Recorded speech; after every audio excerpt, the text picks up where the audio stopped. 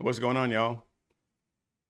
We have some big changes coming here to the channel, so I'm not doing a full show, but I had to come on here and talk about this because we are a week away, less than a week away from either taking this country back or falling into a communist dystopia.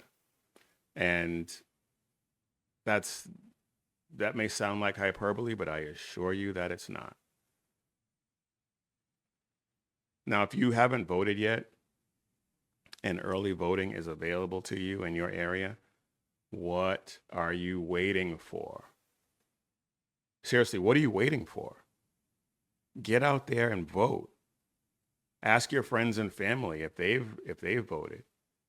If they haven't, ask them why. And then offer to take them to the polls. If you have a platform, if you have a YouTube channel, a Rumble channel, a social media following, you need to urge your audience to get out there and vote. We do not have time. We're down to the wire. We do not have time to mess around. This is it. Freedom and liberty is at stake.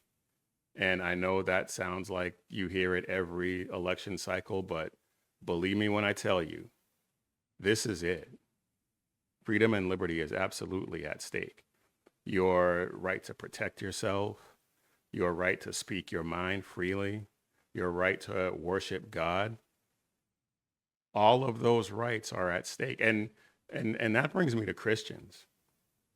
There are millions upon millions of Christians who, for some reason, do not vote. And I just don't understand that. As a Christian, it is your responsibility to vote for the person who you believe will uphold virtue and human flourishing and resist evil. And if you're a Christian, you're reading your Bible, there are very specific guidelines, and the choice is clear. The choice is crystal clear right now. And another group that doesn't vote, which blows my mind, is gun owners.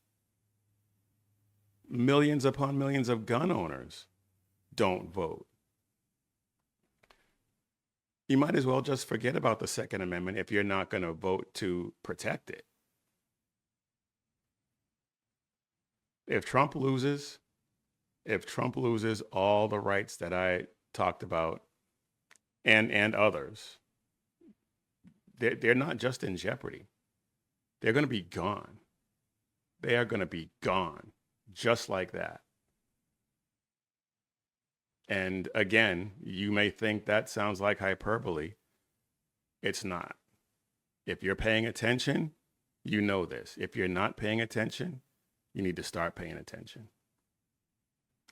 Because they hate the fact that we have these rights.